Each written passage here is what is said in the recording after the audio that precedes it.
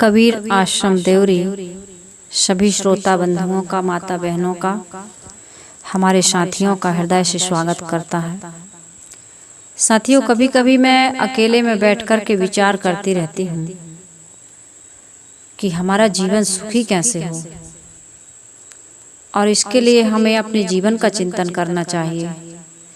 हमारी जो रहनी है, हमारा जो व्यवहार है, हमारा जो आचरण है, उस पर यदि हम चिंतन करेंगे तो जरूर हमारा जीवन सुंदर बनेगा। लेकिन हम ऐसा ना करके अपने जीवन के बारे में ना सोच के ईश्वर, ब्रह्म, परमात्मा या अपने ही पत्नी या बच्चे या पड़ोसी या परिवार के लोग या फिर पदार्थों के बारे में या भोग सामग्री के बारे में सोचते रहते हैं। इसलिए बाहर का तो बहुत कुछ मिलता और खो जाता है, लेकिन अपना जीवन बिगड़ जाता है। जीवन की जो मूलभूत आवश्यकताएं हैं, जीवन की मूलभूत आवश्यकताएं क्या हैं? हमारा मन सुखी, संतुष्ट, शांत, प्रसन्न, पवित्र नहीं हो पाता है, आत्मतृप्त नहीं हो पाता है। हम अपने आप से संतुष्ट और सुखी नहीं हो पाते हैं। जब हम अपने जीवन के बारे में चिंतन करेंगे तब हमारा जीवन ऐसा बनेगा।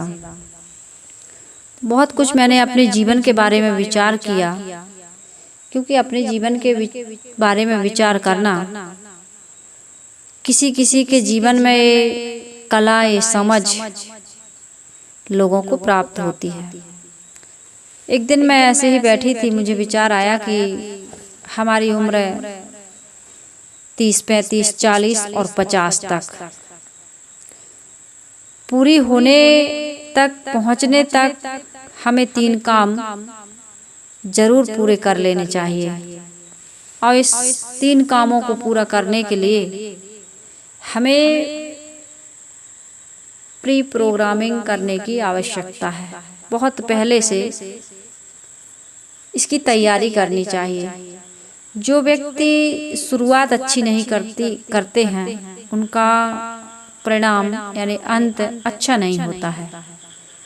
तो इसमें बहुत सारी कहानियाँ भी होंगी, बहुत सारे सुंदर सुंदर स्लोगन भी होंगे, सूक्तियाँ, जो हमारे जीवन को सुखी, संतुष्ट और प्रसन्न बनाने वाले हैं। तो मेरा निवेदन है कि ये चर्चा ज़्यादा लंबी होने वाली नहीं है। आप इसके सहभागी बने और इन विचारों को समझकर अपने जीवन के बारे में सोचें और अपने जीवन को सुंदर बनाएं। तो अपने जीवन को सुंदर बनाने की इस यात्रा में आइए हम सभी लोग गंभीरता से इन बातों को सुनें और समझें। मैंने कहा कि 50 या 40 की उम्र तक हमें ये 3 काम कर लेने चाहिए। इसके बाद में हमारे पास वो ऊर्जा, वो एनर्जी, वो शक्ति या वो लोगों के द्वारा सहयोग नहीं मिल पाता है। तो वो 3 काम कौन कौन से हैं? पहला काम तो हमारे जीवन में हमें इतना धन कमा लेना चाहिए जिससे हम अपनी ज़रूरतों की पूर्ति कर सकें और किसी को दे ले सकें, या धार्मिक, सामाजिक या व्यवहारिक शौक पूरे कर सकें।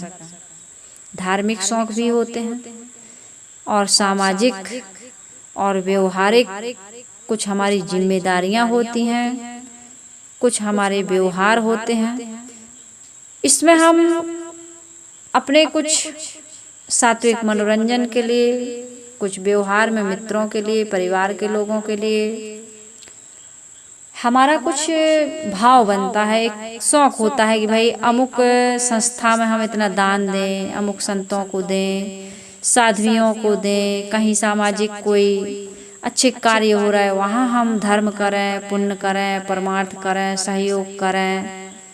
तो इसमें हमें एक धार्मिक आनंद की प्राप्ति होती है। सामाजिक, कहीं सामाजिक रूप से किसी गरीब लड़की की शादी हो रही है, कोई बीमार है, या कोई किसी भी प्रकार के कोई अच्छे कार्य हो रहे हैं वहाँ, तो हम चाहते हैं कि यहाँ तन से, मन से, धन से किसी प्रकार का सहयोग करें। तो उसके लिए तन तो हमारा थोड़ा सा कमज़ोर हो जाता है, मन हमारा अच्छा बना रहता है, तो हमारे मन में ऐसा विचार आता है कि हम धन से किसी की सेवा करें, सहयोग करें, उससे भी हमारे मन में प्रसन्नता आती है।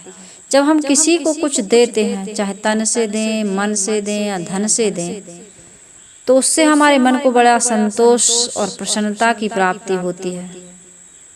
और व्यवहारिक क्षेत्र में हम किसी के यहाँ जाते हैं तो कुछ लेकर के जाते हैं। कोई हमारे यहाँ आता है तो हम उसे खाली हाथ नहीं भेजते, अच्छा नहीं लगता है। कोई हमारे यहाँ आया है, मेहमान हो या कोई ज़रूरत से कुछ मांगने आया हो या ऐसे ही कोई आता है, तो जो सभ्य परिवार के लोग हैं, जो शिष्टाचार के नियम जानते हैं, वो खाली किसी को भेजते नहीं, कुछ ना कुछ उसको अपनी योग्यता के अनुसार देकर के खुशी महसूस करते हैं। तो मैं कह रही थी कि हमें 40 और 50 की उम्र तक अपने आप को इस तरह से आर्थिक क्षेत्र में मजबूत बना लेना चाहिए कि जिससे हम किसी को कुछ दे सकें, कुछ अपने लिए ले सकें, धार्मिक, सामाजिक और व्यवहारिक शौक पूरे कर सकें। ये भी एक शौक होता है आदमी का। अब कोई आया है तो मन होता है किसी को कुछ दें। हमारे पास पैसा ही नहीं है, कहीं सामाजिक कोई कार्य हो रहा है, कहीं कथा हो रही, भागवत हो रही है, या कोई त्योहार हो रहा है, कुछ भी हो रहा है, हम उसका किसी प्रकार से उसमें खर्च करना चाहते हैं, तो इसमें हमें किसी के आगे हाथ ना फैलाना पड़े या मन मार कर ना रहना पड़े। तो इस प्रकार से मैंने ये पहली ज़रूरत के बारे में कहा। दूसरी ज़रूरत है, हमारी सबसे महत्वपूर्ण ज़रूरत है कि लोगों के साथ ऐसा व्यवहार करें, ऐसा संबंध स्थापित करें कि उसके दिलों पर हमारा राज हो, वो हमें पसंद करे, हमारे साथ हमदर्दी का व्यवहार करे, हमसे प्यार करे, आदर के साथ, सम्मान के साथ और पूरे सहयोग के साथ हमारे सेवा के लिए वो आतुर हो। ये बहुत बड़ी बात है साथियों, कि हमारे जीवन में कोई ऐसा व्यक्ति मिल जाए। वो कैसे मिलेगा, उसे खोजने की आवश्यकता नहीं है। हमारे अंदर में यदि ये काबिलियत है, क्वालिटी है, तो हमारे ही पास के लोग हमारा सम्मान करते हैं। एक सूक्ति हम लोग बहुत पहले पढ़ा करते थे और लोगों को सुनाया करते थे कि जहाँ जाओ वो तुम्हारा इंतजार करे, और जहाँ पहुँचो तो वो तुमसे प्यार करे, और जब तुम चलने लगो तो वो तुमसे फिर ये कहे कि कब आओगे, तुम्हारे फिर आने का इंतजार करे, या याद में वो आपको फोन लगाए या आंसू बहाए, थोड़ी सी आंखें उसकी नम हो जाएं। इस प्रकार से यदि हमारा जीवन ऐसा बनता है तो हम 2 चरणों में सफल हो जाते हैं। तीसरा चरण है कि इतने के साथ साथ मन पर पूरा कंट्रोल रखें। अपना मन पूरी तरह हम कैसा रखें, शांत, संतुष्ट, प्रसन्न, पवित्र, मधुर, मीठा, अंतर्मुखी, जिससे हम भी आराम से रह सकें, खा सकें, उठ सकें, बैठ सकें, और हमारे साथ जो रहते हैं वो भी शांति की अनुभूति कर सकें, प्रसन्नता की, संतुष्टि की, पवित्रता की, मिठास की, अंतर्मुखता की अनुभूति कर सकें। हम एक दूसरे के ऊपर चढ़े ना रहें, एक दूसरे से शिकायत ना करते रहें, एक दूसरे से असंतुष्ट ना होते रहें। हम खुद अपवित्र दूसरे को ले ना भाई, तम्बाकू खाओ, गुटखा खाओ, बीड़ी, सिगरेट, शराब, आज मुर्गा बना है, चलो आज पार्टी हो जाए, फोन लगा के बुलाते हैं लोग अपने इष्ट मित्रों को, रिश्तेदारों को। तो ये वाला सिस्टम, इस प्रकार का जीवन हमारा नहीं होना चाहिए। तो मैंने कितनी बातें बताई, 3 बातें। पहली बात कि 40 और 50 की उम्र तक हमें इतना धन कमा लेना चाहिए कि हम अपनी ज़रूरतों में किसी प्रकार की कटौती ना करें। हमारे जो धार्मिक, सामाजिक और व्यवहारिक शौक हैं उन्हें हम पूरा कर सकें। दूसरी बात, लोगों के साथ ऐसा व्यवहार करें, ऐसा संबंध स्थापित करें, क्योंकि इतनी उम्र तक हमारा व्यवहार बन ही जाता है लोगों के बीच, है कि नहीं। बचपन से आदमी यारी दोस्ती, मित्रता या रिश्ते नाते ही तो बना रहा है, और 40-50 के बाद बनते नहीं हैं, वो टूटने लगते हैं। सही बात है कि नहीं। तो हम ऐसा रिश्ता बना के इतना मजबूत हो जाएं कि वो रिश्ता ऐसा हो कि सब हमें पसंद करें, हम सबके दिल पर राज करें। इसके बाद आप कुछ कर नहीं पाओगे आगे। अभी हमको ये काम करना है, कम उम्र में 40 और 50 के अंदर कर लेना है ये काम। उसके बाद में हम जिनके साथ रहते हैं उनके साथ रहते रहते हमें हमारा मन प्रसन्न हो, शांत हो, संतुष्ट हो, पवित्र हो, हमारी जुबान मीठी हो, हमारा मन अंतर्मुख हो, ये सारी चीज़ें होनी चाहिए। ऐसा नहीं कि चंचल बन गए उसके बिना रह नहीं सकते हैं, या किसी प्रकार से साथ में रहते रहते पति पत्नी भाई बहन गुरु शिष्य गुरु भाई गुरु बहन असंतुष्ट है, ये नहीं होना चाहिए। यदि ऐसा हो रहा है हमारे जीवन में तो हमारा जीवन व्यापार क्या है, घाटे में है, हम सुखी नहीं है। ये हमको रामायण के बारे में ना जाने, भागवत के बारे में, गीता के बारे में, बाइबल के बारे में, कुरान के बारे में, हदीस के बारे में, बीजक के बारे में, दुनिया के गीता के बारे में, रामायण कोई भी संत ग्रंथ हो किसी के बारे में ना जाने, लेकिन अपने जीवन के बारे में ये सारी चीज़ें हम जाने और ये हमारे जीवन में इस प्रकार की उन्नति प्रगति, इस प्रकार की संपन्नता होनी चाहिए। इतना कर लिया तो मानो हमने सब कुछ कर लिया। पेट भरा हो, मन मरा हो, इसके समान संसार में कोई सुख कोई उपलब्धि नहीं है।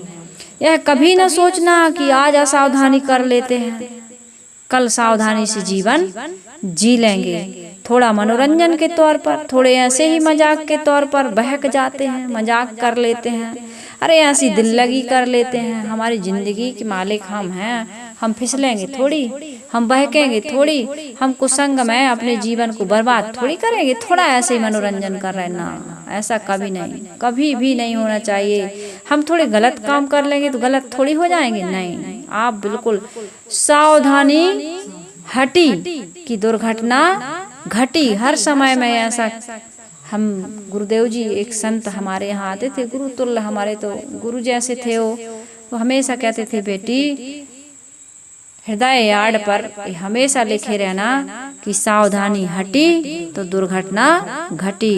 इसलिए हमेशा याद रखना इस बात को, क्योंकि जो याद रखता है वो आबाद रहता है, और जो इस बात को भूल जाता है, सावधानी ही साधना है। हमारे गुरुदेव जी कहा करते थे, उनका स्लोगन है, सावधानी ही साधना है। यदि सावधानी तुम्हारी हट जाएगी तो सावधानी हटी दुर्घटना घटी।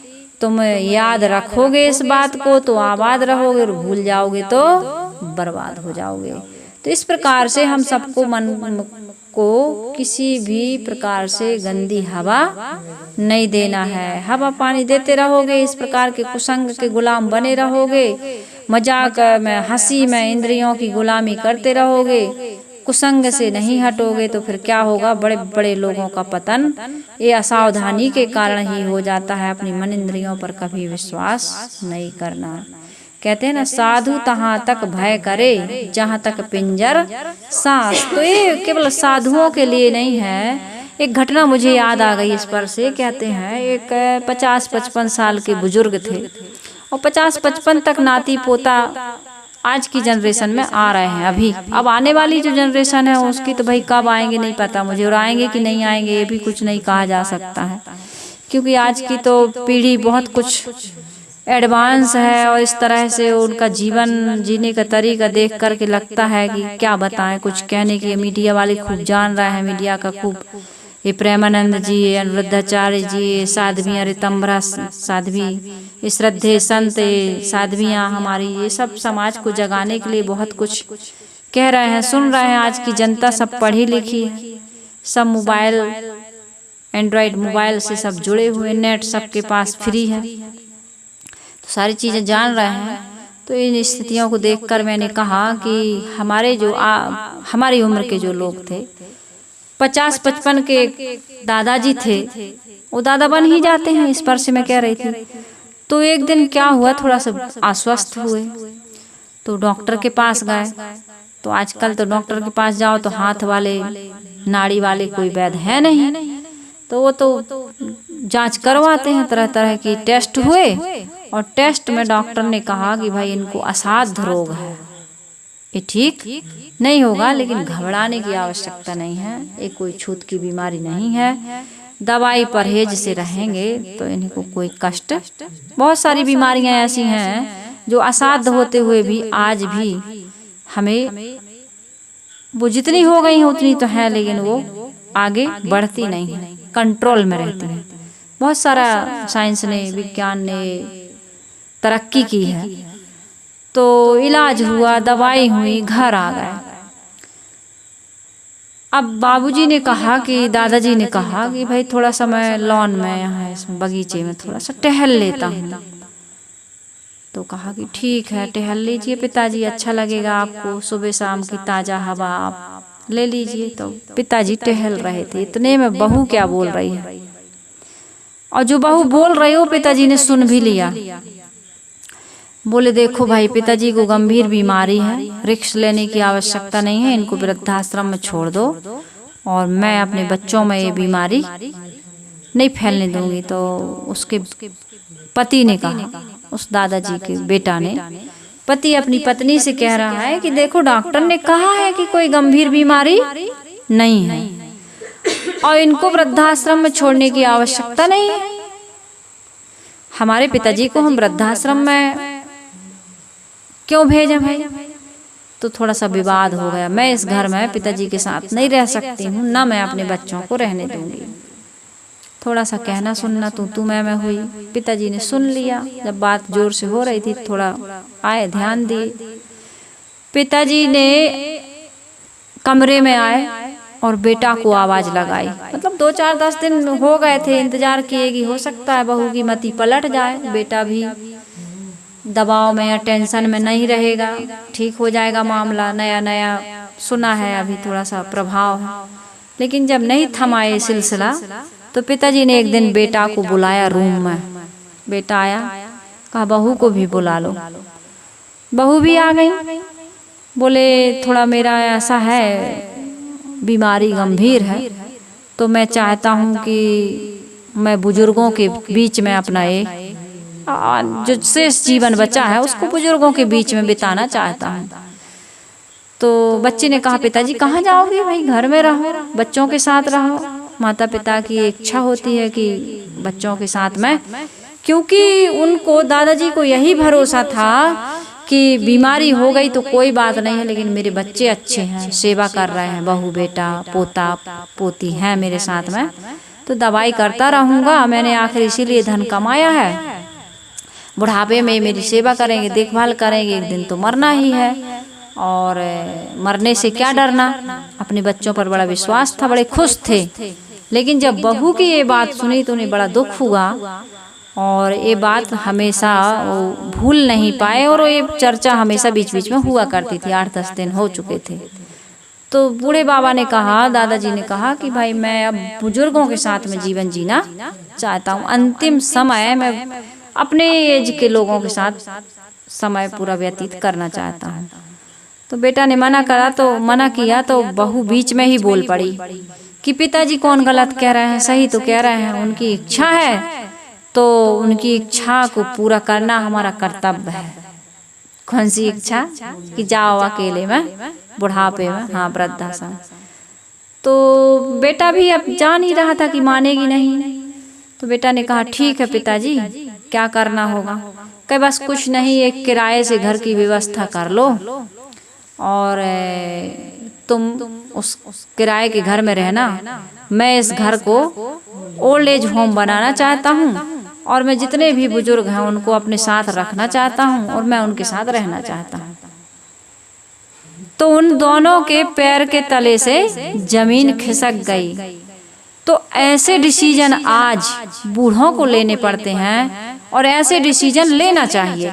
मैं कहती हूँ ऐसे डिसीजन नहीं ले पा रहे हैं आज माता पिता अपने बच्चों के गलत डिसीजन पर अपने आप को नम्र कर देते हैं, झुक जाते हैं, उनको उनकी गलती को और उनको दोनों को एक्सेप्ट कर रहा है, स्वीकार रहा है। इस कारण से आज समाज में बुराइयां फैलती जा रही हैं। आज बच्चे नहीं बिगड़ रहे हैं, ये बच्चों को बिगड़ने का एक कारण घर के माता पिता भी हैं, उनकी कड़ाई कम हो गई है। पढ़ाई तो ज़्यादा हो रही है, लेकिन माता पिता की कड़ाई कम हो गई। इस कारण से हम गलत का समझौता करते जा रहे हैं, इसलिए आज हमारा देश बर्बादी की ओर कदम बढ़ाता। नई पीढ़ी जो युवा पीढ़ी है, लड़की हो या लड़के, बुजुर्गों को संभालने की आवश्यकता है। और संभालता कौन है? जैसे कोई पेड़ झुक रहा है, टेढ़ा जा रहा है, तो सीधा लकड़ी गाड़ते हो कि नहीं गाड़ते हो? वो मजबूत होती है, सीधी होती है, तब पेड़ सीधा जाता है। हमको और आपको ऐसे ही मजबूत बनने की आवश्यकता है। हर क्षेत्र में मजबूत बने, हमारा आचरण अच्छा होगा, हमारे संपत्ति होगी, हमारा पावर होगा, तब तो बच्चे हमसे डरेंगे। तो यदि न्याय न होता, दंड न होता, तो धर्म से कोई सुधरने वाला, समझदार के लिए इशारा काफी, लेकिन जो समझदार नहीं है उसके लिए क्या है? उसी के लिए ये कानून है, इसी के लिए ये संविधान है, इसी के लिए ये नियम है, इसी के लिए ये दंड विधान है। तो इस प्रकार से साम दाम दंड भेद की जो बातें हमारे नीति में जो लिखी गई हैं, इन सब की आवश्यकता है। एकदम नरम होने की, नम्र होने की, एकदम सरल होने की, एकदम भोले भाले बनने की, एकदम संत बन जाने की भी जरूरत नहीं। भाई देखो, नियम से जो चलेगा उसका उद्धार होगा। तो नियम से रहिए, कायदे से रहिए, कानून से रहिए, धर्माचरण से रहिए, पवित्राचरण से रहिए, आर्थिक, शारीरिक, मानसिक, चारित्रिक, बौद्धिक, हर नजरिए से आप मजबूत और सशक्त बने रहिए, तब हमारा और आपका बात सही है कि नहीं है? यदि आप इनमें से कोई चीज़ों को आप निगलेक्ट करोगे, इग्नोर करोगे, तो आप सफल। कृष्ण को 16 कलाओं से युक्त बताया जाता है, तब उन्होंने महाभारत के युद्ध को जीता है, जितवाया है। निहत्थे होकर के भी आप जीत जाओगे। ऐसा नेतृत्व रखिए अपने जीवन में। उन्होंने कहा कि मैं शस्त्र नहीं उठाऊंगा, लेकिन महाभारत का युद्ध बिना कृष्ण के जीता जाना क्या संभव था? नहीं था, असंभव था। तो इन महाभारत से, रामायण से, गीता से, भागवत से, वेद पुराणों से, बाइबल से, जितने भी धर्म ग्रंथ, सतगुरु कबीर साहिब जी के बीजक से शिक्षा ग्रहण कीजिए। सब धर्म ग्रंथों में अपने अपने हिसाब की कुछ ना कुछ शिक्षाएं और हमारे जीवन की समस्याओं का समाधान है। बस हमको परखने की शक्ति होनी चाहिए, कला होनी चाहिए। हमारे गुरुदेव जी कहा करते थे कि वेदों में मंत्र हैं, सूक्तियां हैं, कि कोई भी वृक्ष वनस्पति से कम नहीं है। सब वृक्ष वनस्पति हैं, औषधियाँ हैं। जो वनस्पतियाँ हैं वो औषधियाँ हैं। वनस्पति जो हैं, गलत बोल गई मैं, जितनी भी वनस्पतियाँ हैं वो सब औषधियाँ हैं, है कि नहीं? और जितने भी अक्षर हैं वो मंत्र में प्रयुक्त होते हैं। इसी प्रकार से जितने भी मनुष्य हैं वे सब हमारे लिए, या जितने भी वेद मंत्र हैं, जितने भी धर्मशास्त्र हैं, हमारे मार्गदर्शक हैं, पथ प्रदर्शक हैं, सहयोगी हैं। शिकायत ना करो, कमी ना देखो, उसमें कमी ढूंढते हो, शिकायत करते हो, जीवन बर्बाद हो जाता है। तो मैंने ये निवेदन किया कि हमारे जीवन को सुंदर बनाने के लिए समझदारी पूर्वक इस तरह से हम जीवन जीते हैं, तो फिर हमारे जीवन में कहीं भी समस्या नहीं रह जाती है। तो मेरा निवेदन है कि इन बातों पर विचार करें कि हमको जीवन में अपने जीवन को कैसे सुंदर बनाना है। और जिस दिन हमारा जीवन सुंदर बन जाएगा, उस दिन हमारे अपनों का भी जीवन सुंदर बनने में देर नहीं लगेगी। तो आज इतना ही। इन विचारों को सुनकर आपके जीवन में क्या परिवर्तन हुआ, आपको कैसा लगा ये विचार, हमें कमेंट में अपनी प्रतिक्रिया में ज़रूर लिखें। और इतना ही कहकर मैं आप सबके मंगल जीवन की, सुंदर भविष्य की कामना करते हुए आप सबसे विदा लेती हूँ।